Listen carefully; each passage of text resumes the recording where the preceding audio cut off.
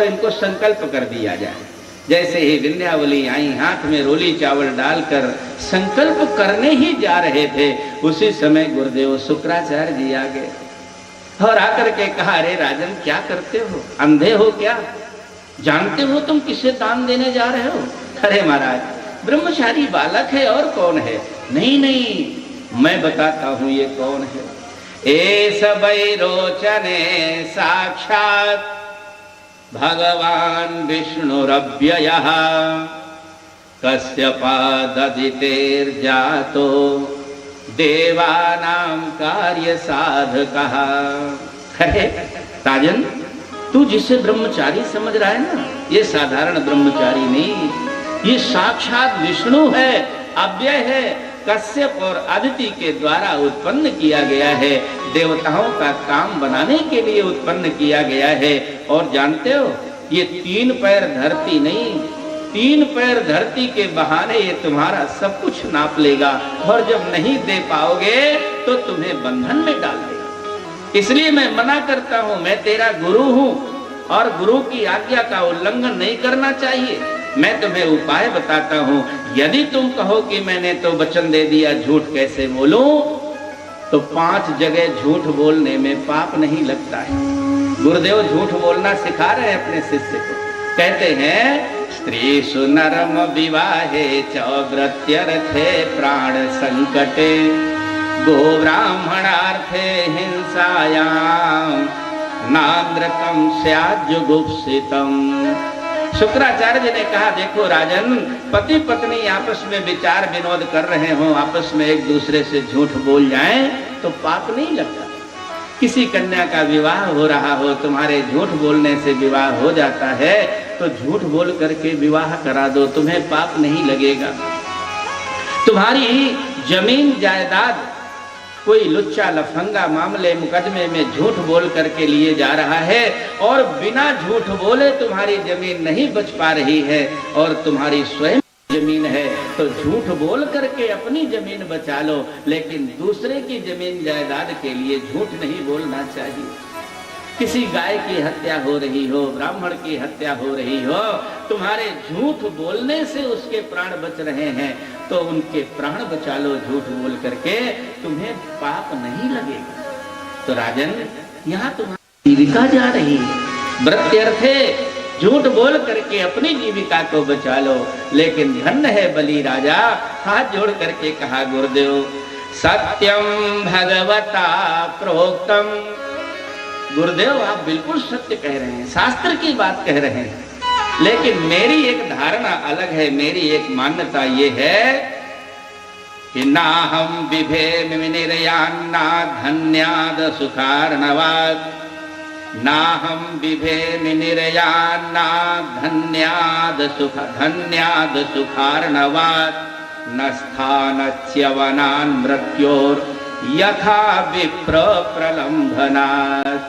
गुरुदेव आप जो सिखा रहे हैं धार्मिक रूप से ठीक है, लेकिन मेरा ऐसा मानना है कि नहीं असत्य समपातक पुंजा, नहीं असत्य समपातक पुंजा, नहीं असत्य समपातक पुंजा, नहीं असत्य समपातक पुंजा, गिरि समभोहि के कोटिक कुंजा, गिरि समभोहि के कोटिक कुंजा। गुरुदेव मेरा ऐसा मानना है कि झूठ बोलने के बराबर संसार में दूसरा कोई पाप नहीं है, ब्राह्मण का अनादर करने के समान दुनिया में कोई पाप नहीं है। मैंने वचन दे दिया है, अब मैं अपने वचन से कैसे मुकर जाऊं? गुरुदेव भगवान नाराज हो गए, अरे दुष्ट, मैं तेरा गुरु हूं, तू मेरी बात नहीं मान रहा, इसलिए जा त्रिलोकी की लक्ष्मी से भ्रष्ट हो जा। लेकिन बलि राजा बहुत प्रसन्नता के साथ बोला, गुरुदेव अब मुझे त्रिलोकी की लक्ष्मी लेकर के क्या करना, जब त्रिलोकी के पति मेरे सामने, पहले तो मैं केवल ब्रह्मचारी मान करके दान कर रहा था, अभी अभी आपने बताया कि ये साक्षात विष्णु है, साक्षात अव्यय है, तो बहुरी की अस कब बनई बनावा। क्या जीवन में मेरे दोबारा ये मौका आएगा? संसार को देने वाले लक्ष्मी के नाथ आज मेरे सामने हाथ फैलाए खड़े हैं, मेरे से भिक्षा मांग रहे हैं, भिक्षाटन कर रहे हैं। क्या मेरे जीवन में दोबारा ये मौका आएगा? गुरुदेव, आज अगर ये मुझसे मेरे प्राण भी मांग लेंगे तो मैं प्राण भी दे दूंगा। नरकों में जाना पड़े तो नरक में चला जाऊंगा और बड़े दावे से छाती ठोक करके कहूंगा, मैं यदि नरक में आया हूं तो भगवान को दे करके आया हूं, ऐसे वैसे नहीं आया।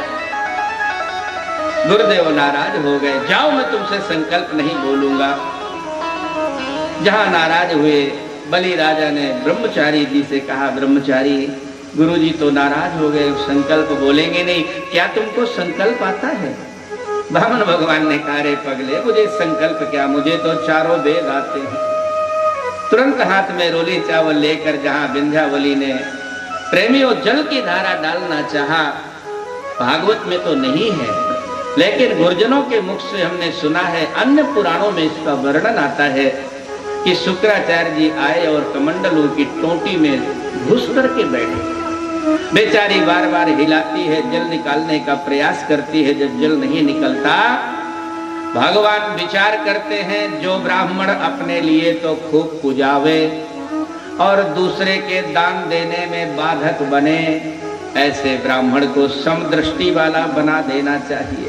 तुरंत भगवान ने कुशा का डंठल उठाया और उठा करके जहां कमंडलू की टोटी में मारा। गुरु जी का एक तरफ का मामला गोविंदाय नमो नमः हो गया, सोचा दूसरी का नंबर ना आ जाए, जल्दी से कमंडलू से निकल करके भग खड़े हुए। बढ़िया सुंदर पानी की धारा निकल पड़ी। आज ये भाग्यशाली संकल्प कर रहा है और भगवान अपनी वेदवाणी से संकल्प बोल रहे हैं। और जिस समय संकल्प पूरा हुआ, भगवान ने स्वस्ति कह करके स्वीकार कर लिया। उतावली में आकर बलि ने कहा, ब्रह्मचारी अब बताओ कहाँ की जमीन नापना चाहते हो? अच्छा जरा मुझे तैयारी तो करने दो। अच्छा तैयारी करना पड़ेगा? हाँ। भगवान ने तुरंत तैयारी करना शुरू किया। क्षितिम पदई के न बलेर विचक्र में नभः शरीरेण दिशश्च बाहुभिः पदं द्वितीयं क्रमतस्त्रिविष्टपं न वै तृतीयाय तदीयमण्वपि।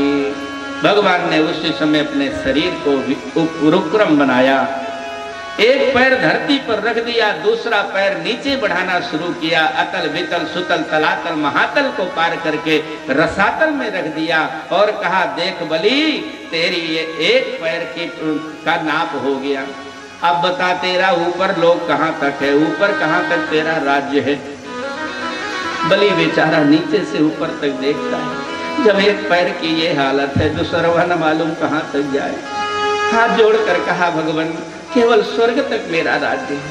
भगवान ने दूसरा पैर बढ़ाया, भूर्भुवः स्वः, राज्य तो यहीं तक था, लेकिन भगवान का पैर बढ़ता गया, महाजनः तपः, और सत्य लोक को पार करके ब्रह्मा जी के लोक में अंगूठा घुस गया। ब्रह्मा जी ने देखा, अरे अरे ये तो मेरे परमात्मा का नख बिंदु है। दौड़ करके गए और उनका चरण धो करके अपने कमंडलू में डाल दिया। प्रेमियों, यही भगवान का चरणोदक गंगा जल बन करके तीनों लोकों को पवित्र किया। बोलिए गंगा मैया की जय। दिशाओं को अपने भुजाओं के द्वारा सभी दिशाओं को नाप लिया, दो पैर में सब कुछ नाप लिया, तीसरे के लिए कुछ नहीं बचा। भगवान ने कहा, बलि अब बता तो तीसरे में क्या देना चाहता है। धन्य है बलि का समर्पण। वास्तव में प्रेमियों, अगर समर्पण भक्ति के आचार्य अगर कोई है तो वो है बलि महाराज। जैसे नवधा भक्ति है ना, श्रवणम कीर्तनम विष्णु स्मरणम पाद सेवनम अर्चनम वंदनम दास्यम सख्यम आत्मनिवेदनम। आत्मनिवेदन समर्पण के जो आचार्य हैं वो बलि महाराज है। हम लोगों का समर्पण होता नहीं है। बातें तो बड़ी लंबी लंबी हम लोग कर लेते हैं, रोज कहते हैं, आरती में भी कहते हैं, तन मन धन सब कुछ तेरा स्वामी, सब कुछ है तेरा, तेरा तुझको अर्पण क्या लागे मेरा, ओम जय जगदीश हरे, रोज कहते हैं। पर अगर वाजपेयी जी की कथा सुनने आए हैं और दरवाजे से कोई चप्पल चुरा ले जाए तो 1000 गाली व्यास जी को मिलती हैं, 1000 गाली भागवत को मिलती हैं और 1000 गाली वाजपेयी जी को भी मिलेंगी, ये भी बचेंगे नहीं। हमारी चप्पल चली गई, कहाँ समर्पण हो? हम लोगों का समर्पण केवल दिखावटी, वाणी से समर्पण है, हृदय का समर्पण देखता है तो बलि राजा को। बलि राजा ने हाथ जोड़ते हुए कहा, भगवान यदुत्तम श्लोक भवान ममेरितम बचो व्यलीकम सुरवर यमन्यते करोमृतं तन्न भवेत् प्रलम्भनम पदम तृतीयं कुरु शीर्ष्ण में निजम। बलि राजा ने कहा, भगवान इस जीवात्मा का संबंध, इस जीवात्मा की आसक्ति दो जगह होती है, एक तो मैंपन में होती है और दूसरा मेरेपन में होती है। आपने 2 पैरों में तो मेरापन तो नाप लिया, जहां जहां मैं कहता था यहाँ मेरा है, ये मेरा है, ये मेरा है, उस मेरेपन तो आपने 2 पैरों में नाप लिया, लेकिन अभी मैंपन बाकी है। मैं तीनों लोगों का राजा हूँ, अभी ये मैंपन मेरे अंदर विराजमान है। अपना तीसरा पैर मेरे सिर में रख करके मेरे शरीर को नाप लीजिए और मुझे इस ऋण से उऋण कर दीजिए। ऐसा समर्पण देख करके भगवान की आंखों में आंसू आ गए, लेकिन भगवान लीला को और आगे बढ़ाना चाहते हैं। भगवान ने कहा, नहीं नहीं, हमें किसी का शरीर नहीं नापना, हमें तो वस्तु चाहिए, पदार्थ चाहिए। भगवान ने गरुड़ से कहा, गरुड़ ये अपने वचन से मुकर रहे हैं, इनको बंधन में डाल दो। गरुड़ जी ने तुरंत वरुण पास में बांध करके डाल दिया। उसी समय प्रहलाद जी भी प्रकट हो गए, उसी समय ब्रह्मा जी भी प्रकट हो गए और सबने, विंध्यावली ने भी भगवान से प्रार्थना किया। प्रेमियों, इनकी प्रार्थनाएं एक एक की ऐसी दिव्य प्रार्थना है, स्वतंत्र रूप से प्रवचन करने लायक प्रार्थना है, लेकिन बहुत संक्षेप में सार की बातें समझिए। विंध्यावली ने अपनी प्रार्थना में बस एक ही बात कही, भगवान जैसे कोई व्यक्ति अपने बच्चों को खेलने के लिए खिलौना दे देता है, खेलते खेलते बच्चा उस खिलौना को अपना मान लेता है। जब वही पिता जिसने खिलौना दिया, जब वो खिलौना वापस लेने लगता है तो बच्चा रोने लगता है। ठीक यही चीज हमारे साथ आपने किया। आपने ही इनको त्रिलोकी का राजा बनाया, आपने ही मेरे पति को सर्वस्व दिया, लेकिन उसको पाकर के मेरा पति उसमें अपनापन की मुहर लगा दिया, मेरेपन की मुहर लगा दिया। अब आज आपने ही ले लिया, इसमें दुख करने की क्या जरूरत? अपनी प्रार्थना में प्रहलाद जी ने भी कहा, ब्रह्मा जी ने भी कहा, भगवान आपके लिए कोई 1 लोटा जल चढ़ा देता है, 1 पत्ता तुलसी चढ़ा देता है तो वो सभी बंधनों से मुक्त हो जाता है। अपना सर्वस्व देने वाला क्या ये बंधन के योग्य है? भगवान गदगद हो गए, ब्रह्मन मैं इसे बंधन में नहीं डाल रहा, लेकिन ये आगामी जो मनवंतर आएगा उसमें स्थायी रूप से मेरा ये इंद्र बनेगा, स्थायी रूप से इंद्र बनेगा। तब तक के लिए इसको कह दो कि ये सुतल लोक में जाए, जो मेरे ही वैकुंठ के समान का लोक है। सबने मिलकर भगवान की परिक्रमा लगाई और लगा करके जब सुतल लोक के लिए बलि जाने लगे, जाते जाते एक प्रार्थना बलि ने और बहुत अच्छी कही। उन्होंने कहा, अहो प्रणामाय क्रतः समुद्यमः प्रपन्न भक्तार्थ विधौ समाहितः। भगवान आपने बिना मांगे मुझे इतना सब कुछ दे दिया, मैंने कुछ कहा नहीं, लेकिन अब मुझे एक चीज मांगने से दे दो। हाँ हाँ मांगो, क्या चाहते हो? बलि ने कहा, भगवान आपके सुतल लोक में सब कुछ तो है, लेकिन प्रभु आपका दर्शन नहीं होगा। अब आपको पाने के बाद मैं आपको खोना नहीं चाहता, मैं चाहता हूँ कि नित्य मुझे आपका दर्शन हो, बस यही वरदान चाहता हूँ। गए थे भगवान बंधन में डालने, आज भक्त के बंधन में स्वयं बंध गए। भगवान ने कहा, बलि मैं अपने अंशस्व रूप से गदाधारी बन करके तुम्हारे सुतल लोक में निवास करूंगा। देवताओं के भाई उपेंद्र बन करके देवताओं के साथ भगवान चले गए और गदाधारी बन करके सुतल लोक की रखवाली करने लगे। हमारे गुरुदेव भगवान कहते थे, भागवत वाले आचार्य गुरुदेव भगवान, कि जिस समय श्रावण की पूर्णिमा आई, रक्षाबंधन का समय आया, लक्ष्मी जी नारद जी से पूछा, मेरे स्वामी कहाँ गए? नारद जी ने कहा, वो वामन लीला करने के लिए गए थे और वहीं बंधन में पड़े हुए हैं सुतल लोक में। लक्ष्मी जी ने सामान्य स्त्री का रूप बनाया और सुंदर से थाली में सुंदर राखी रख लिया, मिठाई रख लिया और सुतल लोक में पहुंच गई। बलि ने देखा, अरे आओ आओ आओ बहन, आज बहुत दिनों बाद कृपा किया है, कैसे आना हुआ? भैया मैंने सोचा आज रक्षाबंधन का त्योहार है, अपने भाई के कलाई में राखी बांध दूं। अच्छा बहन बांध। जहां बहन लक्ष्मी जी ने राखी बांधा, बहन तू मुझसे जो चाहो सो मांग लो, जो तुम्हारे घर में ना हो वो तू मांग ले। लक्ष्मी जी ने कहा, भैया मेरे घर में सब कुछ तो है, लेकिन ये जो गदाधारी तुम्हारे यहाँ विराजमान है, ये भर मेरे घर में नहीं है, बस इसी को दे दो। अरे तुम कौन हो, अपना असली रूप दिखाओ। लक्ष्मी जी ने जहाँ असली रूप दिखाया, आज ये भाग्यशाली दोनों का दर्शन करके परिपूर्ण दर्शन करने का फल प्राप्त किया। क्योंकि भैया बिना सीता के राम का दर्शन अधूरा, बिना राधा के कृष्ण का दर्शन अधूरा, बिना लक्ष्मी के नारायण का दर्शन अधूरा। आज ये भाग्यशाली दोनों का दर्शन करने के बाद बहन के यहाँ भगवान से कहा, प्रभु आप पधारो गदाधारी के रूप में, केवल अंश रूप में आप भले ही यहाँ पर विराजमान करो। भगवान वहां से लक्ष्मी जी के सहित अपने लोक के लिए प्रस्थान कर गए। बोलिए सच्चिदानंद भगवान की जय।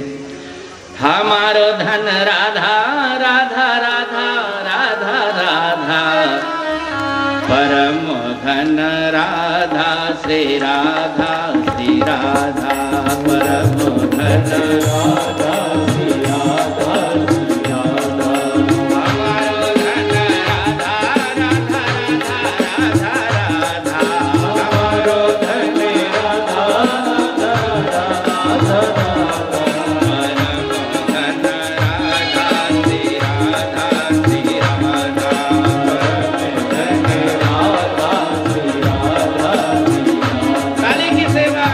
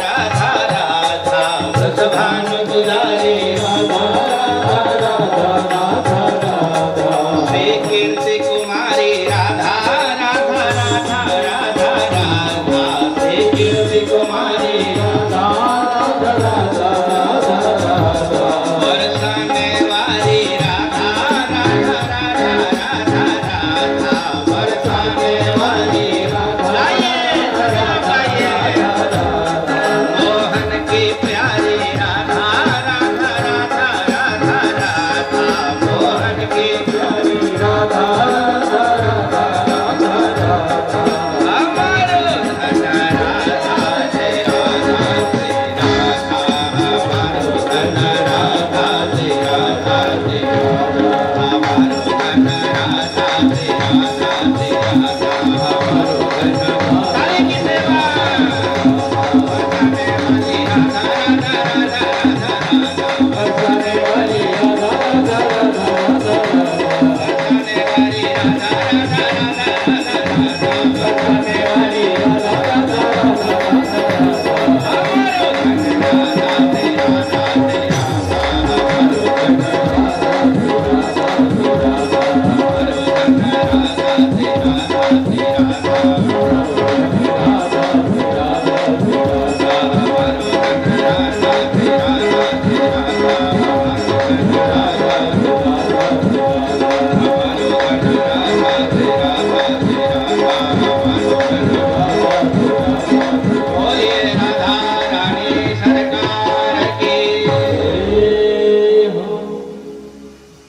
परीक्षित ने प्रश्न किया, मन को एकाग्र करके कथा सुनेंगे क्योंकि समय बहुत है और हमने प्रारंभ से ही ये बात कही थी, भागवत परमहंस संहिता है, सामान्य लोगों के कहने सुनने का विषय नहीं, ये नहीं कह सकते हैं। वो तो ठाकुर जी ही आके जो चाहते हैं वो कहलाते हैं, जो चाहते हैं वो सुनते हैं। और एक बात और हमने कही थी, हरि अनंत हरि कथा अनंता, कहाँ ही सुनहि बहुविधि श्रुति संता। भगवान जैसे अनंत हैं वैसे भगवान की कथाएं भी अनंत हैं। अनंत को पार करना ये अंत वालों के बस की बात नहीं, जिनका मरना जीना निश्चित है। कलिमल ग्रसित प्राणियों के लिए अनंत की कथा को पूर्ण करना ये संभव नहीं है। तो क्या आप लोग ये कह सकते हैं कि क्या भागवत अपूर्ण हो गई?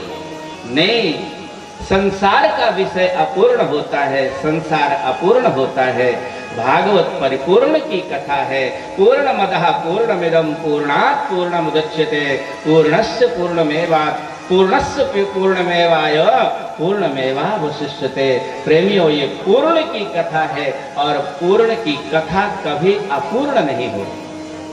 इसलिए महात्म्य में लिखा है, श्लोकार्धम श्लोक पादं वा, भागवत का आधा श्लोक भी परिपूर्ण है, भागवत का एक श्लोक भी परिपूर्ण है, भागवत की एक कथा भी परिपूर्ण है और भागवत की 10 कथाएं भी परिपूर्ण है। इसलिए थोड़ा मन को एकाग्र करेंगे क्योंकि साप्ताहिक कथा की अपनी एक मर्यादा है। और सप्ताह कथा सही पूछो तो सप्ताह कथा में विषय का गूढ़ विवेचन नहीं हो पाता, लेकिन यथामति यथाशक्ति प्रयास किया जाता है। यहाँ पर राजा परीक्षित ने प्रश्न किया है, भगवान मैं सूर्यवंश का वर्णन सुनना चाहता हूँ। सुखदेव जी ने कहा, राजन सूर्यवंश इतना विस्तृत है कि मैं सैकड़ों वर्षों तक सूर्य भगवान के वंश का विस्तार करके तुमको सुनाऊं और तब भी ये विचार करूं कि मैंने सूर्य के वंश का वर्णन कर दिया तो ये संभव नहीं है।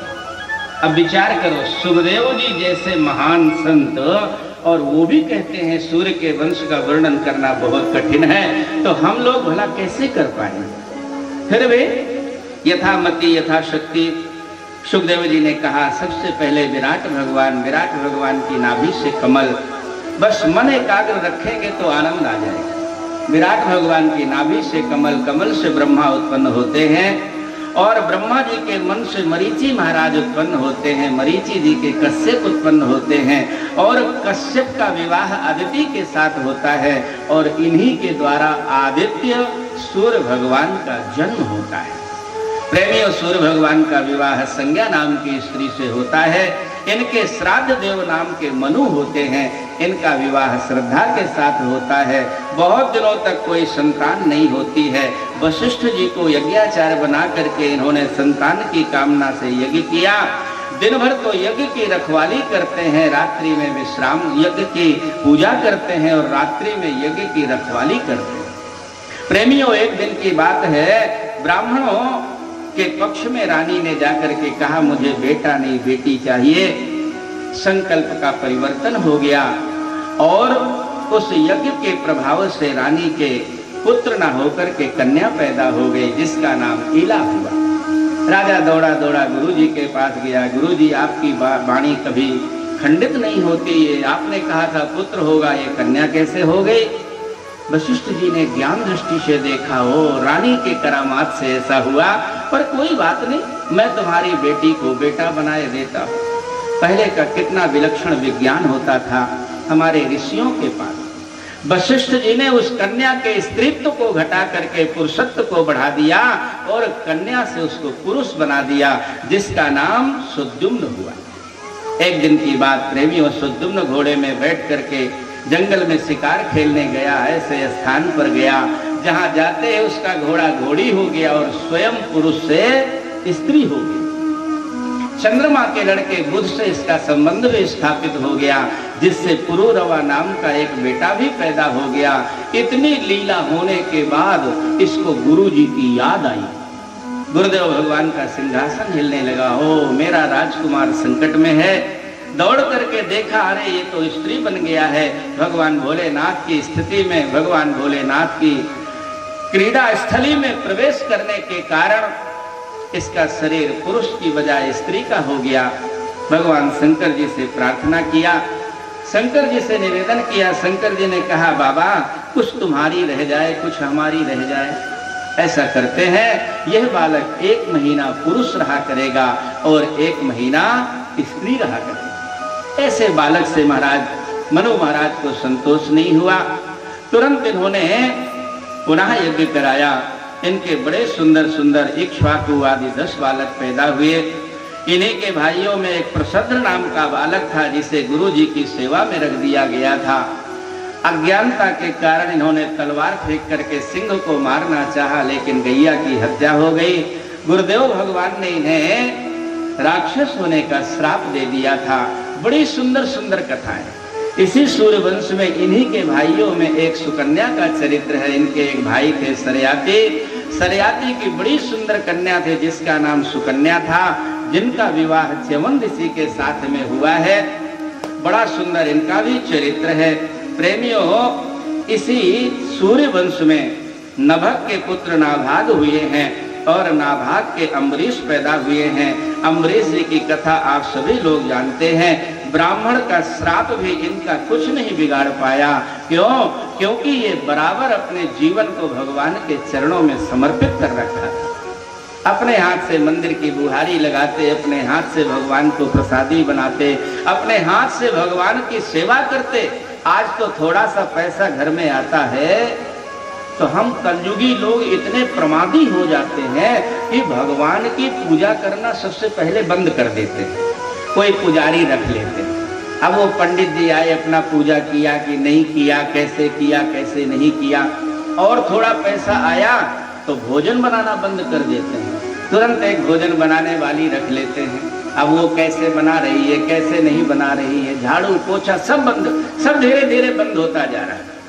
लेकिन भैया ये महाराज अम्बरीश जी महाराज भगवान के मंदिर की स्वयं बुहारी लगाते, स्वयं भोजन बनाते, प्रसादी बनाते और सब प्रकार से अपने जीवन को भगवान के चरणों में समर्पित कर रखा था।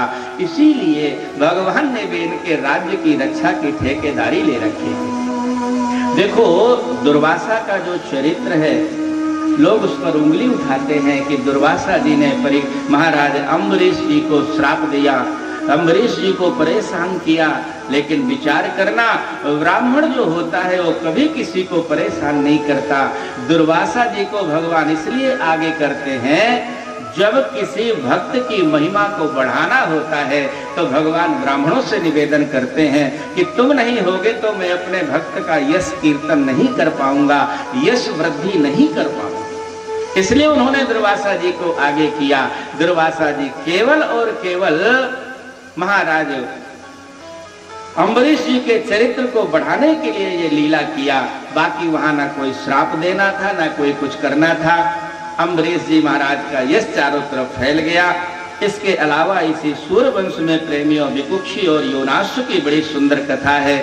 इसी योनासु के यहाँ एक बालक पैदा हुआ। जो योनासु राजा थे, इनके कोई संतान नहीं थी। ब्राह्मणों से यज्ञ कराया, दिन भर यज्ञ की पूजा करते, रात में रखवाली करते। एक दिन इनको प्यास लगी, और प्यास लगी तो जो कुलसुमन जल था रानी को पिलाने वाला स्वयं पी लिया।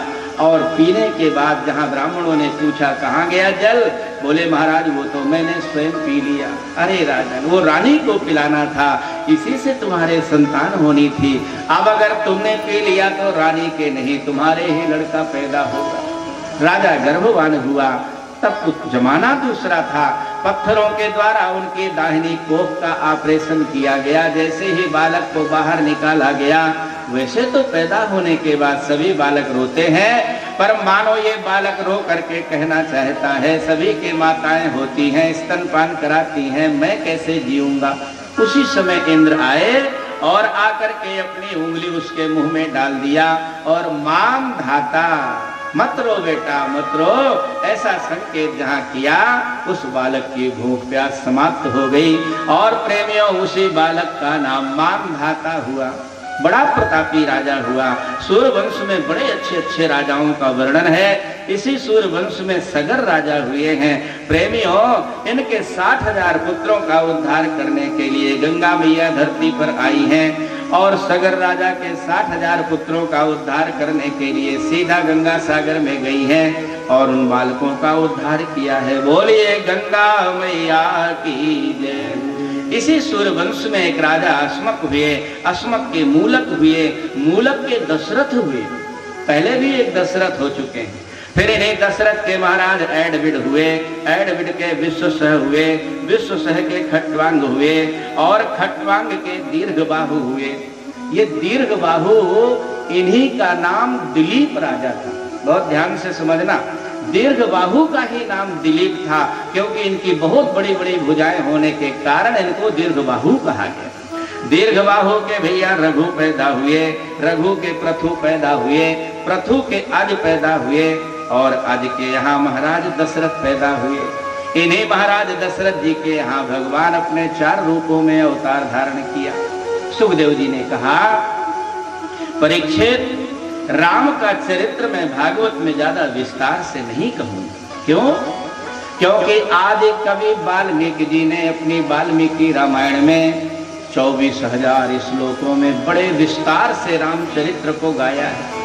इसलिए प्रेमियों, भागवत में मात्र 2 अध्यायों में रामचरित्र है, ज्यादा विस्तार से नहीं है। बस ये है कि जैसे हम लोग कृष्ण का जन्मोत्सव मनाते हैं वैसे ही राम और कृष्ण में कोई भेद नहीं है। आइए तुलसीदास जी के चौपाइयों के माध्यम से भगवान श्री राम के जन्म का उत्सव मना लें। इसके बाद कथा को आगे बढ़ाएं। प्रेमियों, सभी लोग शरीर से यहीं बैठे रहें और मन से हम सभी लोग चलते हैं अयोध्या की ओर। अवधपुरी रघुकुल मनि राम, अवधपुरी रघुकुल मनि राम, वेद विदित तेहि दशरथ राम, वेद विदित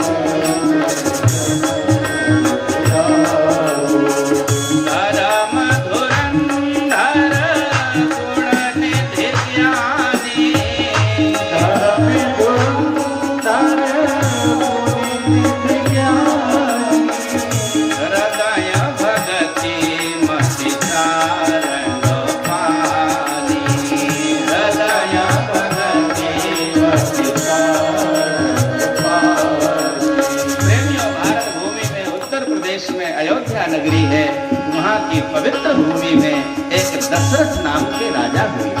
प्रेमियों, धर्म की धुरी को धारण करने वाले हैं, बराबर ब्राह्मणों की सेवा करने वाले और सब प्रकार से सुंदर, धैर्यवान, ज्ञानी और गुणों की खान है। ऐसे दशरथ जी महाराज, इनका विवाह 3 रानियों से हुआ। कौशल्यादि नारी प्रिय, सब आचरण पुनीत, अति अनुकूल प्रेम दृढ़, हरिपद कमल विनीत, अवधपुरी रघुकुल मनि राम, अवधपुरी रघुकुल मनि राम। दशरथ जी के 3 रानियां हैं, कौशल्या, कैकेयी और सुमित्रा। लेकिन बहुत समय होने के पश्चात भी इनके कोई संतान नहीं हुई और दशरथ जी को संतान न होने का कोई दुख भी नहीं है। वशिष्ठ जी को बहुत पीड़ा हो रही है।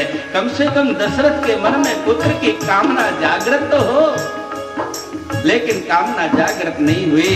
एक दिन वशिष्ठ जी की पत्नी ने एक लीला कर दिया, एक ब्राह्मण बालक को रुला दिया। दशरथ जी ने पूछा, माँ ये क्यों रो रहा है? माता ने बिल्कुल तीर निशाने पर मारा और कहा, राजन ये बालक रो करके कह रहा है कि आपके पुरोहित तो वशिष्ठ जी महाराज हैं, लेकिन आपके कोई संतान नहीं है, मैं किसका पुरोहित बनूंगा? बस इसी बात से ये रो रहा है। जैसे ही ये बात दशरथ जी ने सुनी, एक बार भूपति मन माने, एक बार गाइए सभी लोग गाइए, हरि कलानी मोरे सुतना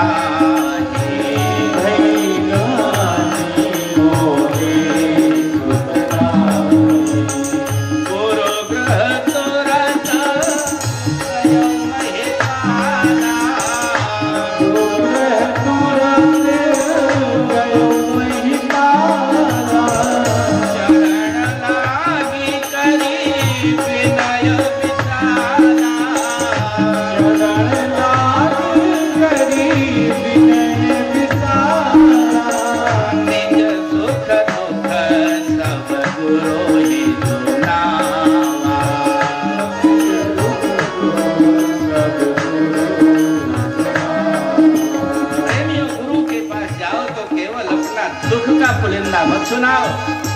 कई लोग हम गुरुदेव के पास कई बार जाते हैं, अपना दुख सुनाते हैं। नहीं, पहले अपना सुख सुनाओ, बाद में गुरुदेव को अपना दुख भी सुनाओ। राजा दशरथ गए, जाकर के सुख भी सुनाया और दुख भी सुनाया। वशिष्ठ जी महाराज तो प्रसन्न मुद्रा में बैठे ही थे, तुरंत प्रसन्न होकर के कहा, राजन धरहु धीर होई है सुखचारी, धरहु धीर होई है सुखचारी।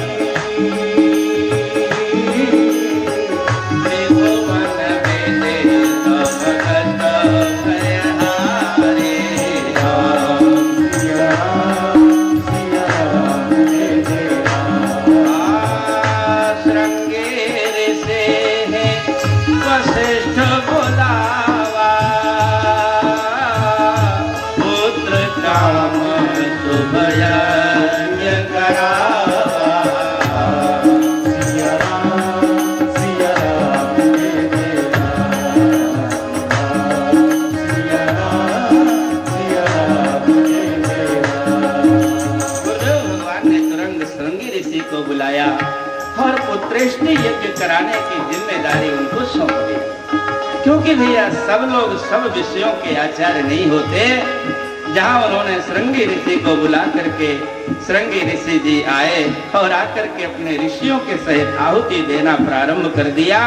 जैसे ही आहुति पड़ना प्रारंभ हुई, हाँ योग लगन ग्रह वार तिथि सकल भय अनुकूल, चर वचर हर्षयुत राम जनक सुख मूल, नवमी तिथि मधुमास पुनीता, नवमी तिथि मधुमास पुनीता, शुक्ल पक्ष अभिजित हरिप्रीता, शुक्ल पक्ष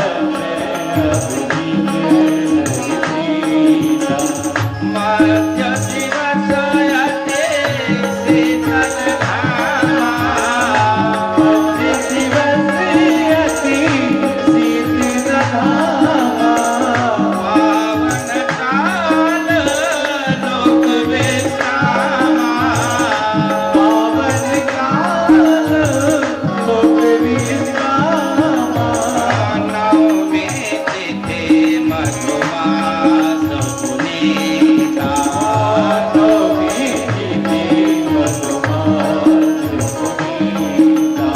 बहुत सुंदर चैत्र का महीना है, नवमी तिथि है और बहुत सुंदर दोपहर 12 बजे का समय। सभी देवता आए, अयोध्या के आकाश में आकर के सभी देवता भगवान की गर्भगत भगवान की वंदना किया और वंदना करने के बाद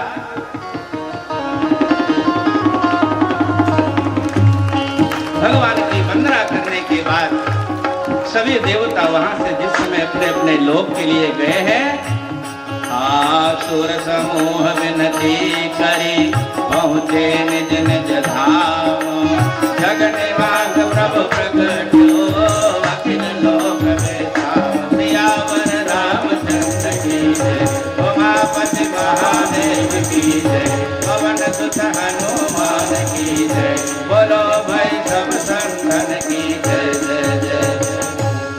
बोलो सियावर रामचंद्र की जय हो। प्रेमियों, जिस समय बहुत सुंदर सुहावना समय है, कौशल्या ने राम को जन्म दिया, कैकेयी ने भरत को जन्म दिया, सुमित्रा ने प्रेमियों शत्रुघ्न और लक्ष्मण जी को जन्म दिया। जिस समय भगवान के सामने भगवान श्री राम प्रकट हुए हैं, मैया कौशल्या ने बहुत सुंदर स्तुति किया है। उस स्तुति की महिमा बड़ी विलक्षण। उस स्तुति के अंत में कहा गया, यह चरित जगावहे हरि पद पावहे, तेन परहे भवकूपा। कहते हैं इस स्तुति को जो रोज गाता है, संसार में उसको दोबारा नहीं आना पड़ता है, संसार सागर में नहीं उत्पन्न होना पड़ता है। ऐसी ये पावन स्तुति। समय नहीं है, लेकिन आप लोग घर में नित्य इसका पाठ किया करिए। वह प्रकट कृपाला दीन दयाला, बहुत सुंदर स्तुति है। वैसे ज्यादा समय नहीं लगेगा, आज से ही प्रारंभ करा देते हैं, कल से इनकी जिम्मेदारी है। रोज घर में जाकर के इस स्तुति का पाठ करना। बोलिए सियावर रामचंद्र की जय। भय प्रकट कृपाला दीन दयाला, कौशल्या हितकारी, हर्षित महतारे मुनि मनहारे, अद्भुत रूप निहारी। घन अभिरामा तन घन श्यामा, निज आयुध भुज प्यारे। घन मन माना नयन विशाला, शोभा सिंधु करारे। कर श्रीधर जोड़े अस्तुति तोरे, जय विधि परम अनंता।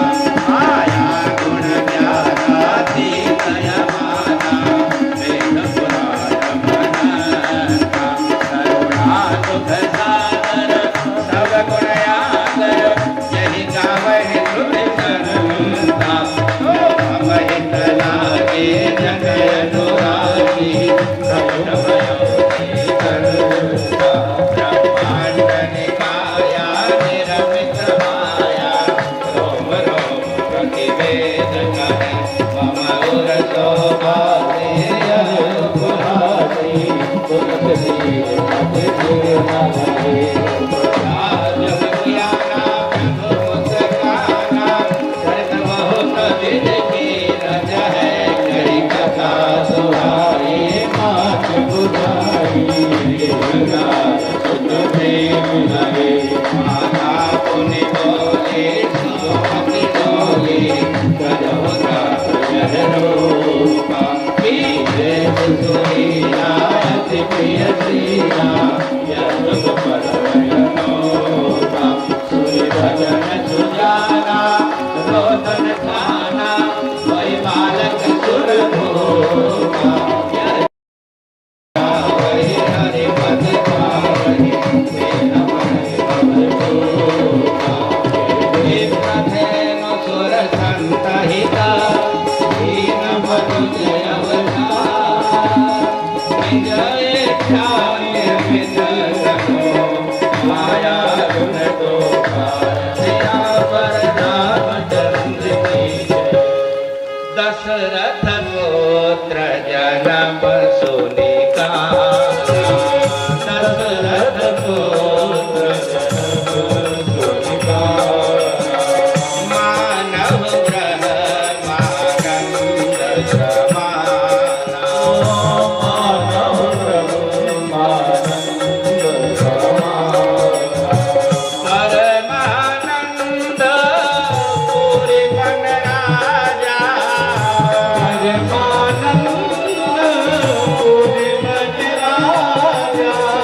कहा बुलाव बजाव हो बाजा, कहा बुलाव बजाव हो बाजा। प्रेमियों, दशरथ जी ने तुरंत विद्वान ब्राह्मणों को बुलाया है, जाकर वो संस्कार कराया और बहुत सुंदर रीति से जिसको पता चल रहा है सभी दौड़ते हुए दशरथ जी के भवन में आ रहे हैं। बड़े सुंदर सुंदर बाजा बज रहे हैं और माताएं सुंदर श्रृंगार करके बधाई लेकर के और लाला को बधाई दे रही हैं। आइए एक बधाई करके फिर हम लोग कथा को आगे बढ़ावें।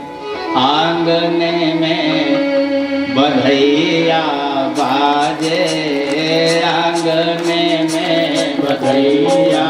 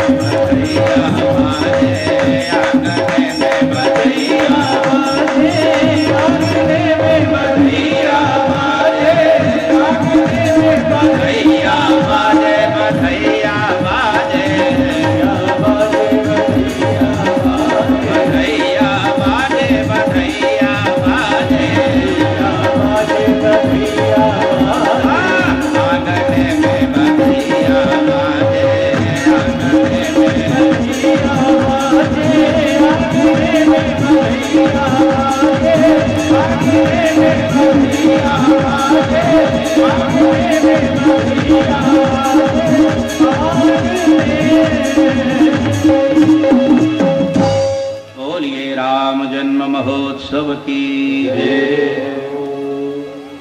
प्रेमियों, बड़ा सुंदर राम जन्म महोत्सव मनाया गया। इसकी आगे की जो कथा है सुखदेव जी यहाँ से प्रारंभ करते हैं। बहुत मन को एकाग्र करेंगे।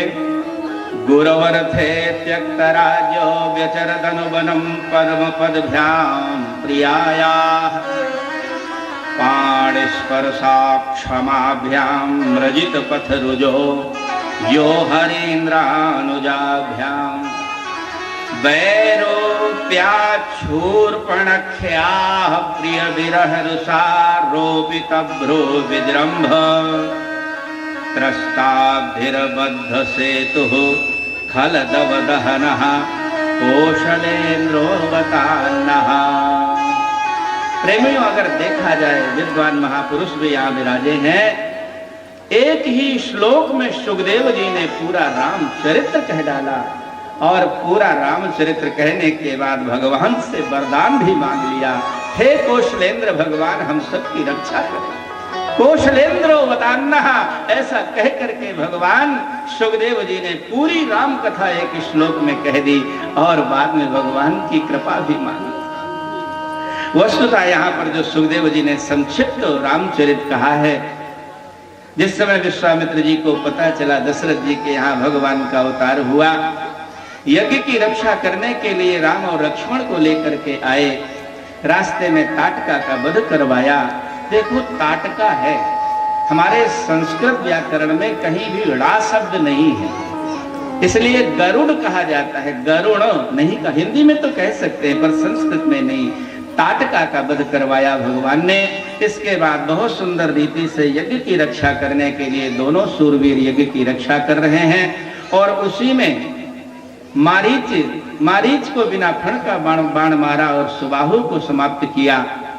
पता चला जनकपुर में जनक नंदिनी सीता का स्वयंवर हो रहा है। विश्वामित्र जी के साथ में दोनों भाई गए और जाकर के 10,000 राजा जिस धनुष को हिला भी नहीं पा रहे थे, गुरु की आज्ञा पाकर भगवान धीरे से उठे और उठ करके लेत चढ़ावत खेचत गाढ़े लखा न काहू देख सब ठाढ़े। कब भगवान ने उठाया, कब तोड़ दिया, किसी को पता नहीं चला। भगवान ने धनुष का भंजन किया। सीता स्वयंवर प्रतिज्ञा के अनुसार सीता जी ने जयमाल भगवान के गले में डाला और बड़ी सुंदर वैदिक ऋषि से पाणी ग्रहण संस्कार हुआ।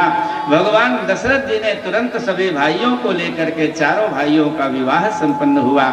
जैसे ही विवाह होकर के अयोध्या में आया, प्रेमियों, कुछ ही दिनों के अनंतर मंथरा की कुमंत्रणा से मंथरा की कुमंत्रणा से कैकेयी ने अपने 2 वरदान पुराने मांग लिए। एक में भरत को राजगद्दी और दूसरे में भगवान राम को 14 वर्ष का वनवास। भगवान सीता राम लक्ष्मण वहां से वनवास के लिए प्रस्थान किया है। 12 साल तक अपने समीपस्थ तीर्थ चित्रकूट में भगवान ने निवास किया है। और इसके बाद जब दक्षिण की यात्रा प्रारंभ किया है, वहीं पंचवटी में पहुंचे हैं। वहीं से अच्छी प्रकार से राक्षसों का संहार करना प्रारंभ हुआ। जिस समय भगवान पंचवटी में ठहरे हुए थे, सुंदर एक स्वरूप बना करके शूर्पणखा आई। आकर के तुम सम पुरुष न मोसम नारी कह करके भगवान को आकर्षित करने का प्रयास किया, लेकिन भगवान ने संकेत के द्वारा लक्ष्मण को संकेत किया और शूर्पणखा के नाक कान कटवा लिए। प्रेमियों, नक्कटी उड़ती हुई वहां से समुद्र को पार करके लंका में गई। रावण से अपनी व्यथा सुनाई।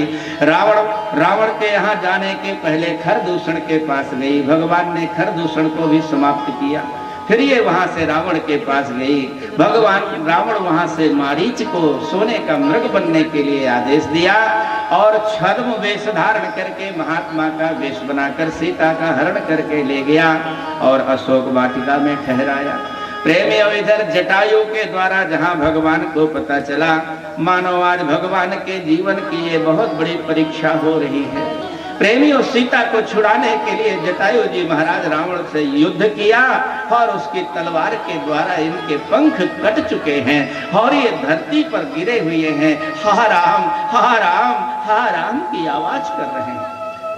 रटने अकने पहचान गीध की, फिरे तुरत रघुराई, तुलसी राम ही प्रिया विसर गई, सुमिर स्नेह सगाई। प्रेमियों, जिस समय भगवान के कान में राम राम ऐसी करुणा भरी आवाज सुनाई पड़ी, सीता की चर्चा करना, सीता की खोज करना तो भूल गए। दौड़ करके भगवान गए, जाकर के महाराज जटायु को अपनी गोदी में उठाया और गोदी में उठा करके जैसे ही भगवान ने उनकी दुर्दशा को देखा, भगवान के आंखों में आंसू आ गए। तुरंत भगवान ने उठा करके और बड़े भाव से दीन मलिन अधीन है अंग, विहंग पड़े छित खिन्न दुखारी, राघव दीन दयालु कृपालु को देखे दुखी करुणा भई भारी, गिध को गोद में राखे कृपा निधि, नैन सरोजन में भरी बारी, बार ही बार सुधारत पंख, जटायु की धूल जटान सुधारी। भगवान ने देखा मेरे गिद्धराज भक्तराज गिद्धराज के शरीर में धूल लगी हुई है। भक्त वत्सल भगवान ने अपनी जटाओं से उनकी धूल को साफ किया और कहने के बाद कहा, मैंने जंगल में आने के बाद आपको अपने पिता के समान स्थान प्रदान किया है, आप पिता बनकर के मेरी रक्षा करो। लेकिन गिद्धराज जटायु कहते हैं, भगवान मोरे मरिबे समन चार फल, हो तो क्यों न कहीजे। प्रभु, आज जैसी मेरी मृत्यु हो रही है, क्या दोबारा मुझे ऐसी मृत्यु मिलेगी?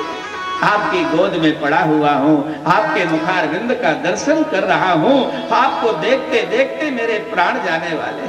प्रभु, ऐसा दोबारा नहीं मिलेगा। ऐसा कहते कहते गिद्धराज जटायु ने अपने शरीर का विसर्जित कर दिया। भगवान ने तुरंत उनके शरीर को पितु जो क्रिया गिद्ध करि रघुपति, अपने भवन सिधारे। भगवान ने अपने पिता के समान गिद्धराज की और्ध्वदेह क्रिया किया। क्रिया करने के बाद अपने परम धाम के लिए गिद्धराज जटायु जी को भेजा। उन्होंने पूछा, मैं जा रहा हूँ, पिता से कुछ कहना हो तो कह दो। उन्होंने कहा, नहीं नहीं, पिता से अभी कुछ कहने की जरूरत नहीं है, मैं जब उनके वचन को पूरा निभा लूंगा तो वो खुद आएंगे मुझे दर्शन देने। गिद्धराज जटायु भगवान के परम धाम के लिए प्रस्थान किया है। भगवान वहां से आगे बढ़े, सुग्रीव से मित्रता किया, बंदर भालुओं की सहायता से समुद्र में पुल बांधा, पुल बांध करके और प्रेमियों लंका में चढ़ाई करके 10 सिर वाले रावण को वंश के सहित समाप्त करके सीता को लेकर के पुष्पक विमान में अपनी अयोध्या आए और आकर के सुंदर रीति से वहां उनका जैसे ही स्वागत हुआ, सुंदर रीति से अयोध्या में प्रवेश किए। कुछ ही दिनों के अनंतर एक धोबी कह रहा था, मैं दूसरे के घर गई हुई स्त्री को स्वीकार नहीं करूंगा। भगवान ने सिद्धांत का विचार किया। राजा का जीवन पत्नी के लिए नहीं होता, राजा का जीवन अपने बाल बच्चों के लिए नहीं होता, राजा का जीवन तो प्रजा के लिए होता है। अगर प्रजा में एक भी व्यक्ति के अंदर मेरे लिए, मेरी सीता के लिए उंगली उठ रही है तो मुझे सीता का त्याग कर देना चाहिए। भगवान ने हृदय में पत्थर दबा करके ऐसी विषम परिस्थिति में सीता का त्याग किया जिस समय माता सीता गर्भवती थी। वाल्मीकि जी के आश्रम में जैसे ही उनको भेजा है, प्रेमियों, कुछ दिनों के बाद कुश और लव को सीता जी ने जन्म दिया है। वहीं गुरुकुल में रह करके उनको विद्या, अध्ययन, धनुर्विद्या आदि की शिक्षा प्राप्त हुई है। लेकिन जिस समय बालक समर्थ हो गए, सीता जी ने धरती माता से कहा, माँ, अब पति का विरह वियोग सहन नहीं होता, अब मुझे अपनी गोदी में ले ले। उसी समय धरती फटी। धरती माता सिंहासन पर बैठ करके बाहर आई, अपनी बेटी सीता को गोदी में लिया और लेकर के हमेशा के लिए विवर में प्रवेश कर गई। बोलिए सीता मैया की जय। भगवान राम को बहुत दुख हुआ, क्योंकि ये पति पत्नी का संबंध बड़ा विलक्षण होता है। भगवान राम को बड़ा कष्ट हुआ। लेकिन यहाँ लिखा है 13,000 वर्ष तक सीता जी के जाने के बाद भगवान ने अयोध्या का राज्य किया। बाद में सभी अयोध्या वालों को लेकर के अपने परम धाम के लिए प्रस्थान किया। बोलिए सियावर रामचंद्र की जय। श्री राम जय राम, जय जय राम।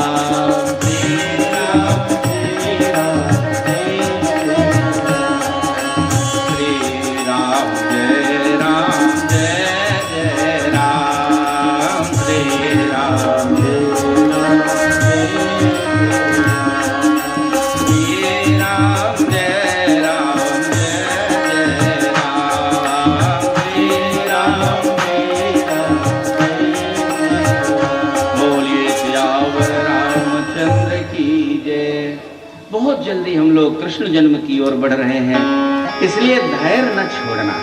देखो तो कल भी हमने कहा था भगवान श्री कृष्ण का जन्म कितने बजे होता है? जन्माष्टमी मनाते हो कितने बजे होता है? 12 बजे होता है। तो 12 बजे तक तो बनता है ना।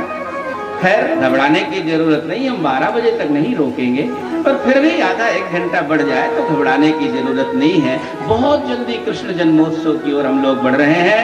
बोलिए सच्चिदानंद भगवान की जय। सुखदेव जी ने कहा अथातः श्रूयता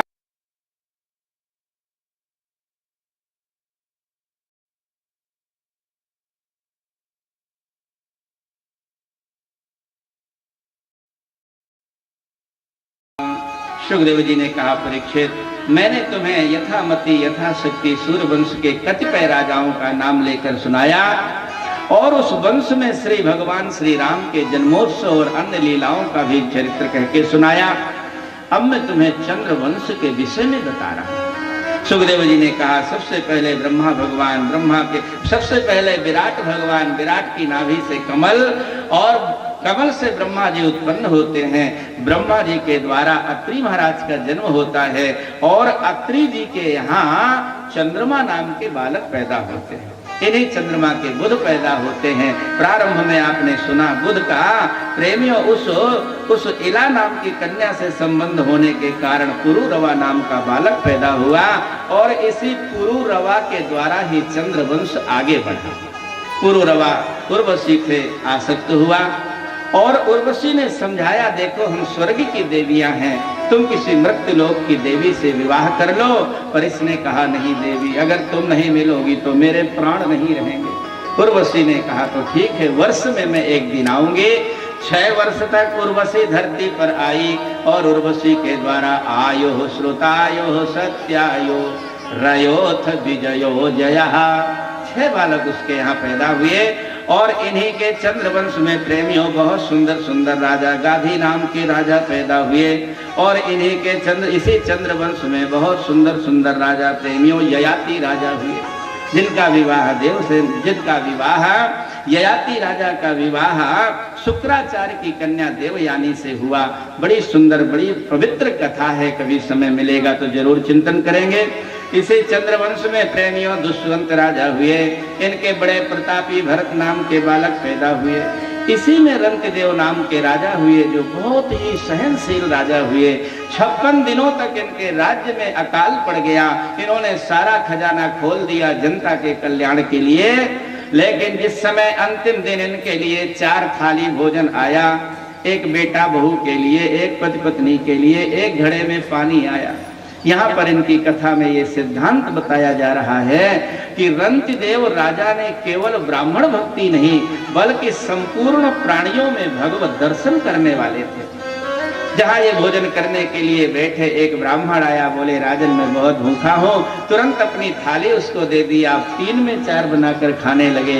उसी समय एक चांडाल 2 कुत्ता लेकर आ गया। राजन राजन राजन मैं बहुत भूखा हूँ, मेरे दोनों कुत्ते बहुत भूखे हैं। रंतदेव ने मना नहीं किया कि मैंने केवल ब्राह्मण को दूंगा, मैं चांडाल और कुत्तों को नहीं दूंगा। तुरंत उन्होंने एक थाली चांडाल को और दोनों थाली कुत्तों को दे दिया। सोचा चलो पानी पी करके रह जाते हैं, लेकिन जैसे ही पानी पीने लगे एक पिपासु व्यक्ति आकर खड़ा हो गया। राजन मुझे बहुत जोर से प्यास लगी, पूरा का पूरा पानी उसको पिला दिया और जैसे ही पिलाया इनकी उदारता पर भगवान प्रसन्न हो गए, प्रकट हो गए। राजन क्या चाहते हो? रंतदेव ने कहा भगवान मुझे सबके हृदय में निवास दे दो। क्यों? मैं तो सबके हृदय में रहता हूँ, तुम क्यों रहना चाहते हो? रंतदेव ने कहा भगवान आप रहते तो हो पर किसी का दुख नहीं बांट लेते हो, केवल टुकुर टुकुर देखते रहते हो। मैं इनके हृदय में बैठ जाऊंगा तो संपूर्ण प्राणियों का जितना जीवन का दुख है सब मैं सहन कर लूंगा, मैं किसी को भी दुखी नहीं रहने दूंगा। इनकी उदारता पर भगवान प्रसन्न हुए। ऐसे ऐसे राजा चंद्रवंश में उत्पन्न हुए हैं। बोलिए सच्चिदानंद भगवान की जय। जैसे ही 2 श्लोकों में पूरा चंद्रवंश में कृष्णावतार कह करके सुखदेव जी ने सुनाया। यस्याननं मकर कुंडल चारु कर्ण भ्राजत कपोल सुभगम सविलास हासम नित्योत्सवं नत त्रिपुरद्रष्टिभिः पिबन्त्यो नार्यो नराश्च मुदिता कुपिता निवेश। प्रेमियों, यहाँ भी 2 श्लोकों में भगवान सुखदेव जी ने पूरा का पूरा कृष्ण चरित्र कहकर के सुना। अच्छा, हमारे जैसे सामान्य श्रोता होते और वो कह देते कि हमने तुमको कृष्ण चरित्र सुना दिया, तो हम लोग मान लेते कि वाह बहुत बढ़िया सुना दिया। लेकिन ये तो परीक्षित जी महान पिपासु श्रोता थे। इन्होंने कहा, रे महाराज, जिस कृष्ण चरित्र को सुनने के लिए मैं भूख प्यास से बैठा हूँ और आज चौथा दिन ना मैंने अन्न ग्रहण किया ना जल ग्रहण किया, और उस कृष्ण चरित्र को इतना संक्षिप्त सुना दिया। महाराज, मैं संक्षिप्त सुनने के लिए नहीं बैठा। कथितो वंश विस्तारो भवता सोम सूर्ययोः राज्ञां चोभय वंश्यानां चरितं परमाद्भुतम्। परीक्षित ने कहा, भगवान आपने सूर्य वंश का वर्णन किया, मैंने कुछ नहीं कहा, लेकिन चंद्र वंश को इतना स्वल्प मत कीजिए, इतना संक्षेप मत कीजिए, विस्तार से कहिए। क्यों? क्योंकि भगवान की कथा तीनों लोगों को सुख प्रदान करने वाली होती है, चाहे वो साधक हो, चाहे सिद्ध हो, चाहे विषयी हो, सबके लिए भगवान की कथा आनंद देने वाली होती है। निवृत्त तरसई रूप गीयमानात् भवौ सदा क्षोत्र मनोभिरामात् जीवन मुक्त महामुनि देवो जीवन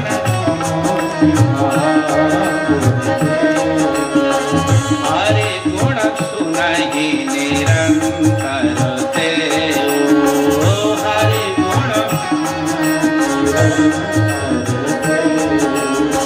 और जो साधक लोग हैं उनके लिए भी भगवान की कथा भव सागर चह पार जो पावा भव सागर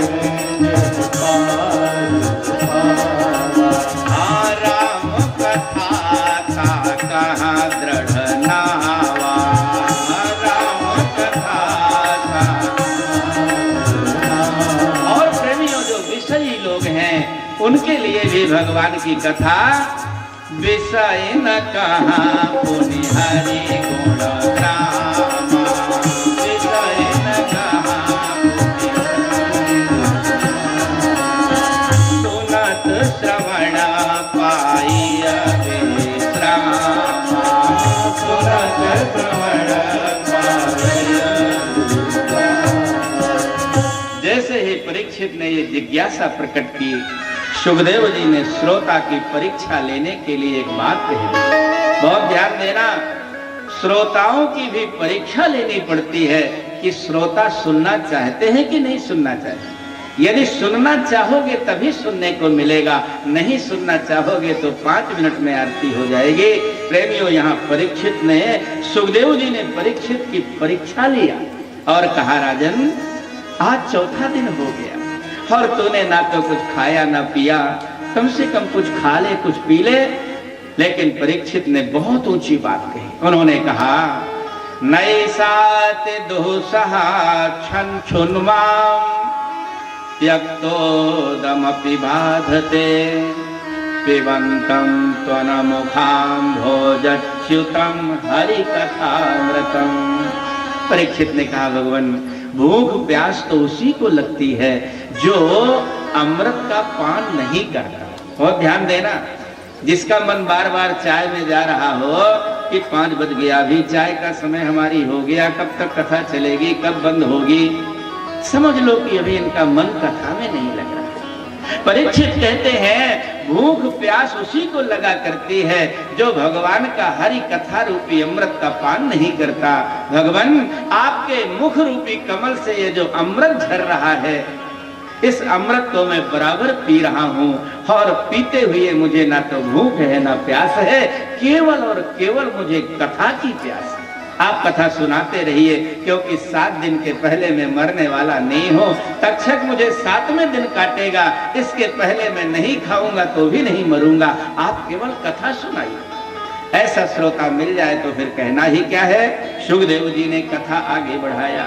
भूमिर द्रप्त नृप व्याज दैत्यानीक शतायुतैः। प्रेमियों, जितने भी त्रेता के दैत्य थे वो छत्री बनकर के द्वापर में उत्पन्न हो गए और चारों तरफ धरती को अपने पाप कर्मों से बोझिल करने लगे। धरती माता एकदम पाप से बोझिल होकर के गाय का रूप बनाया, देवताओं के पास गई। देवताओं ने कहा हमारे बस की बात नहीं, सब लोग ब्रह्मा जी के पास गए। ब्रह्मा जी ने भी कह दिया देवी ब्रह्मा सब जाना मन अनुमाना मोरे कछु न बसाई। ब्रह्मा जी ने कहा देवी मैं सब देख रहा हूँ, समझ रहा हूँ, लेकिन तेरा दुख दर्द निवारण करने की मुझ में सामर्थ्य नहीं है। हाँ, मैं तुम्हारी मदद जरूर करूंगा। गैया मैया धरती माता को लेकर के, देवताओं को लेकर के ब्रह्मा जी क्षीर सागर में गए और वहां जाकर के जो विद्वान लोग थे वो पुरुष सूक्त के द्वारा और जो भक्त लोग थे भगवान का कीर्तन के द्वारा आवाहन करने लगे। हरिया जाओ, हरिया जाओ, हरिया जाओ, हरिया जाओ, हरिया जाओ, हरिया जाओ,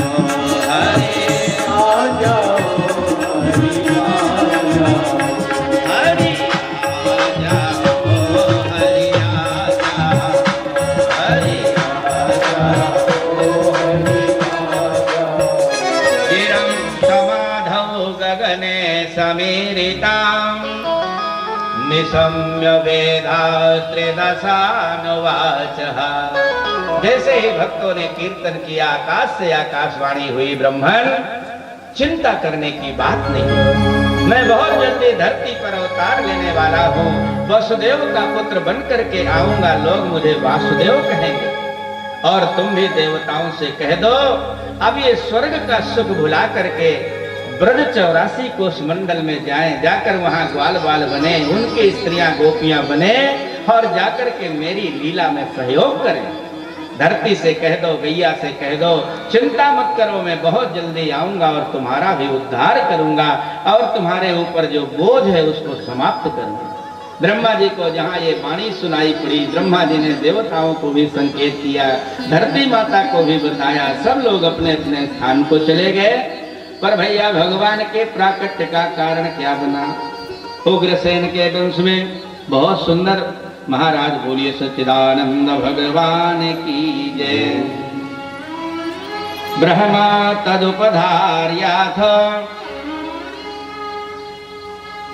शंख तुर्य मृदंगाशो ने दुर्दुंदुभयः समम। प्रेमी और देवक की कन्या का नाम था देवकी। जिस समय देवकी विवाह के योग्य हुई, इनका विवाह वसुदेव जी के साथ निश्चित हुआ और बड़ी सुंदर वैदिक रीति से देवकी जी का विवाह जहाँ संपन्न हुआ। उनका चचेरा भाई था कंस, बहन के प्रेम में प्रभावित होकर के घोड़ों की रस्सी पकड़ करके जिस समय विदा करने के लिए जा रहा था, रास्ते में आकाशवाणी हुई, अस्यास्त्वाम अष्टमो गर्भ हंतायाम बहसे बुध। अरे अबुध, अरे मूर्ख, जिस बहन को तो बड़ी श्रद्धा से भेजने जा रहा है, उस तेरी बहन का 8वां गर्भ ही तेरा काल होगा, काल होगा, काल होगा। जैसे ही आकाश से आकाशवाणी हुई, एकदम घोड़ों की रस्सी हाथ से छूट गई, नंगी तलवार लेकर के देवकी को मारना चाहा, लेकिन वसुदेव जी ने विचार किया, भैया जब तक बल बुद्धि काम करे अपने सामने, स्त्री की हत्या नहीं होने देना चाहिए। बहुत धर्म का भी भय दिखाया, मृत्यु का भी भय दिखाया, लेकिन जब किसी तरह से ये कंस नहीं मान रहा तो व्यवहारिक जीवन में आए, राजन तुम्हें देवकी से तो कोई डर नहीं है, देवकी के बच्चों से डर है ना? हाँ हाँ, तो मैं वचन देता हूँ, जो भी देवकी के बालक पैदा होगा मैं तुम्हें देता जाऊंगा। प्रेमियों, ये बड़े सत्यवादी थे, इसलिए इनकी बात पर भरोसा था। तुरंत उन्होंने देवकी को छोड़ दिया, दोनों पति पत्नी गए, जाकर के निवास करने लगे। कुछ दिनों के अनंतर एक बड़ा सुंदर बालक पैदा हुआ जिसका नाम कीर्तिमान हुआ। वसुदेव जी लेकर के जैसे ही कंस के पास पहुंचे हैं, कंस ने बालक को देखा, जीजा ये तो अभी पहला बालक है, आकाशवाणी ने तो 8वें के लिए कहा है, अभी आप इसको ले जाओ। जहां लेकर के वापस आए हैं, नारद जी आकर के भगवान के व्यापकता का दर्शन कराया और कंस की बुद्धि में इस प्रकार का विपर्य पैदा कर दिया कि क्या 8वां पहले भी आ सकता है क्या। जहां उसके मन में ये बात बैठ गई, तुरंत भैया बालक को मंगवा करके काले पत्थर में पटक करके मार दिया। एक एक करके 6 बालकों को इसने मार दिया। उग्रसेन ने बाल हत्या का विरोध किया। देखो सबका ध्यान ठाकुर जी पर चला गया, जाना भी चाहिए, लेकिन बहुत अच्छी बात है, उनको आसन पर आसीन कर दीजिए, विराजमान कर दीजिए और आप लोग कथा पर ध्यान दीजिए। कथा भी उन्हीं की है, लीला भी उन्हीं की है, स्वरूप भी उन्हीं का है, लेकिन कथा पर ध्यान दीजिए, क्योंकि भगवत प्राप्ति का साधन ही कथा है। बिना कथा के भगवत प्राप्ति भी भगवान के स्वरूप का ज्ञान ही नहीं होगा, केवल दृश्य दिखाई पड़ेगा। इसलिए कथा जरूर सुनना चाहिए। प्रेमियों, जिस समय बोलिए सच्चिदानंद भगवान की जय। 6 बालकों को कंस ने मार दिया। भगवान ने तुरंत योग माया को बुलाया। योग माये, मेरी लीला में थोड़ी मदद करो। हाँ प्रभु बताओ। 7वें गर्भ में शेषनाग भगवान पहुंचे हुए हैं देवकी के यहाँ। अगर वो पैदा हो गए तो कृष्ण जन्म बाद में होगा, कंस वध पहले हो जाएगा।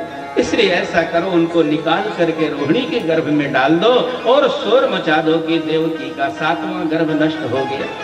योग माया पहले तो जाने में आनाकानी किया, लेकिन भगवान ने समझाया, देवी कलयुग में तेरी ही पूजा होगी। कहीं भद्रकाली के नाम से, कहीं दुर्गा के नाम से, कहीं वैष्णवी माता के नाम से, अनेक नामों से तुम्हारी धरती में पूजा होगी, तुम जाओ तो। ऐसा लालच जहां भगवान ने दिखाया, योग माया आई, आकर के देवकी का 7वां गर्भ लेकर के रोहिणी के गर्भ में डाल दिया, शोर मचा दिया। देवकी का 7वां गर्भ पतित हो गया। 8वें में जिस समय ठाकुर जी आए, उधर योग माया का जन्म हो रहा है, इधर गर्भगत भगवान की स्तुति करने के लिए सभी देवता आए और आकर के सत्य व्रतम कह करके भगवान की स्तुति प्रार्थना करके जहां अपने स्थान को वापस गए हैं।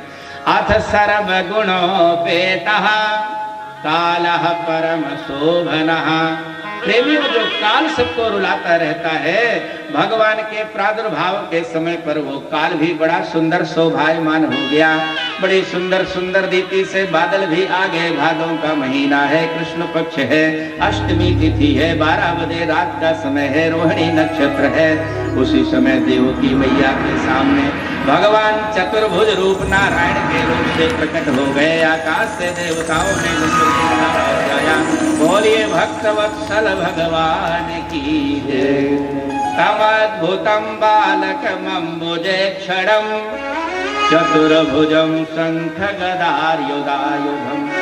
प्रेमियों, बालक पैदा होते हैं तो छोटे से पैदा होते हैं, आंख बंद किए रहते हैं, मुट्ठी बांधे रहते हैं, लेकिन ये तो ऐसे अद्भुत बालक हैं कि महाराज इनके शंख चक्र गदा पद्म धारण किए हुए हैं, 4 भुजाएं हैं। मैया देवकी ने देखा, प्रभु ये क्या कर रहे हो?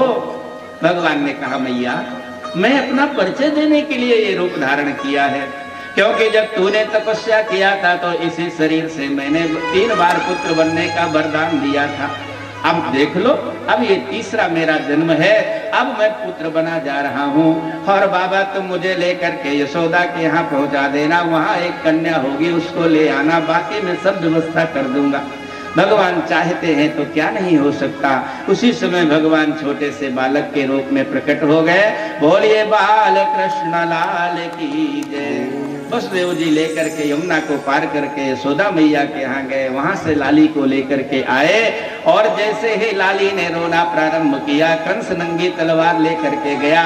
देवकी ने रोते हुए कहा, भैया ये तो कन्या है, कम से कम इसको तो छोड़ दो। लेकिन ये दुष्ट नहीं माना, कन्या को लेकर के जहाँ पत्थर में पटक करके मारना चाहा, सातदहस्तात् समुत्पत्य, हाथ से छूट करके वो देवी आकाश में मंडरा गई और वहाँ अष्टभुजी दुर्गा के रूप में प्रकट हो गई। सभी देवता आकाश से धुंध भे नगाड़ा बजाते हुए भगवती की जय जयकार किया। बोलिए दुर्गा मैया की जय। विंध्याचल में जाकर के विंध्यवासिनी के रूप में विख्यात हुई। बोलिए विंध्यवासिनी मैया की जय। बेचारा कंस रोने लगा। देव की वसुदेव को जेल खाने से निकाला मंत्रियों ने कहा, राजन क्यों रोते हो? ये रोना तो कायरों का काम है, हम विष्णु की जड़ जानते हैं। अच्छा, क्या जानते हो विष्णु की जड़? उन्होंने कहा, मूलम हे विष्णुर्देवाना। अगर विष्णु को कमजोर करना है तो गौओं को सताने लगो, ब्राह्मणों को मारने लगो, ऋषियों को सताने लगो, क्योंकि सनातन धर्म की रीढ़ ही ये ब्राह्मण और गाय आदि हैं। अगर गाय और ब्राह्मण का ह्रास हो जाएगा तो प्रेमी और सनातन धर्म हमारा समाप्त हो जाएगा। यहाँ मथुरा में ये नाना प्रकार के उपद्रव होने लगे। हम लोग चले थोड़ा यमुना को पार करके, भैया चौथापन आ गया, अभी तक यशोदा मैया के कोई बालक पैदा नहीं हुआ। पुरोहितनी के आशीर्वाद से अचानक यशोदा मैया गर्भवती हुई। बीच की लीला कोई नहीं समझ पाया, यहाँ की लाली वहाँ और वहाँ का लाला यहाँ आ गया। जैसे ही रोहिणी ने जाकर के नंद बाबा से कहा, बाबा बाबा, बहन के तो बहुत सुंदर एक नीलमणि के समान लाला पैदा हुआ है। तुरंत भैया महाराज नंद बाबा ने ब्राह्मणों को बुलाया, वस्त्र के सहित यमुना में कूद करके स्नान किया। हमारे गुरुदेव भगवान कहते हैं कि अगर पुत्र पैदा हो, उसके संस्कार कराने के पहले पिता यदि वस्त्र सहित किसी नदी में कूद करके नहाता है तो जितने ऊपर उसके छींटे जाते हैं उतने ही जन्मों के जो पितर हैं वो प्रसन्न हो जाते हैं। आज नंद बाबा कूद करके यमुना में स्नान किया और स्नान करने के बाद आए बालक का जात कर्म संस्कार कराया। 7 तिल के पहाड़ बना करके ब्राह्मणों को दान दिया। 2 लाख गायों का भी दान दिया। दान देने के बाद जहाँ गोपियों को सबको पता चला आज हमारे नंद बाबा के यहाँ बहुत सुंदर लाला पैदा हुआ है, बहुत सुंदर सुंदर श्रृंगार करके हाथ में दधी रोचन आदि लेकर के बधाई का सामान लेकर के और बधाई गाती हुई पहुंच रही है। प्रेमियों, बहुत थोड़े समय में आनंद लेना है, इसलिए आप लोग बिल्कुल शांति के साथ बधाइयों का आनंद लेंगे। हाँ, जिसको अपना भाव भंगिमा नृत्य दर्शन करना है, कराना है, तो बहुत शांति के साथ मर्यादित ढंग से उठ करके नृत्य कर सकता है। हमारी तरफ से कोई प्रतिबंध भी नहीं है और कोई आह्वान भी नहीं है। हम लोग बधाई का गीत गाते हैं, तो आइए नंद महोत्सव मनाते हैं। बोलिए बाल कृष्ण लाल की जय। बोलिए श्री बांके बिहारी लाल की जय। लल्ला जन्म सुन आई यशोदा मैया, दे दो बधाई, दे दो बधाई मैया, दे दो बधाई। सभी लोग ताली सेवा करते हुए झूमते हुए, लल्ला जन्म सुन आई यशोदा मैया, दे दो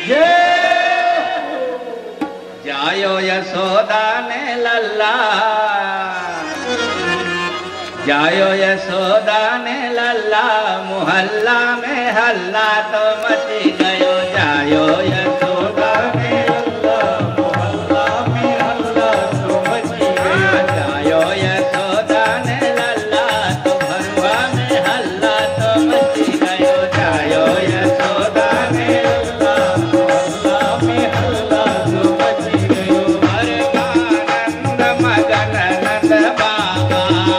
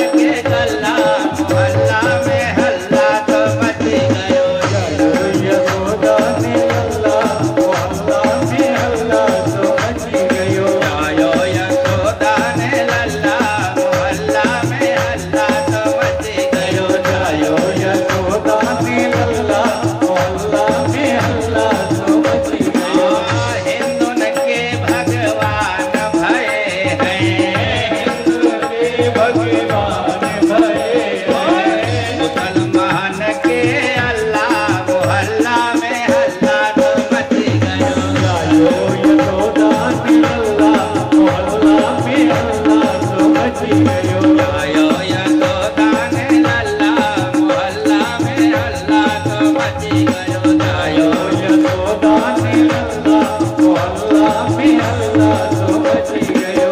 मैया लुटावे लड्डू पेड़ा, मैया लुटावे लड्डू पेड़ा, मैया लुटावे कंपट टाफी, मैया लुटावे कंपट टाफी। और बाबा लुटावे रसगुल्ला, बाबा लुटावे रसगुल्ला मोहल्ला में हल्ला तो चला है। 6-6 महीने तक नंद महोत्सव चला है। तो आइए बस एक पर के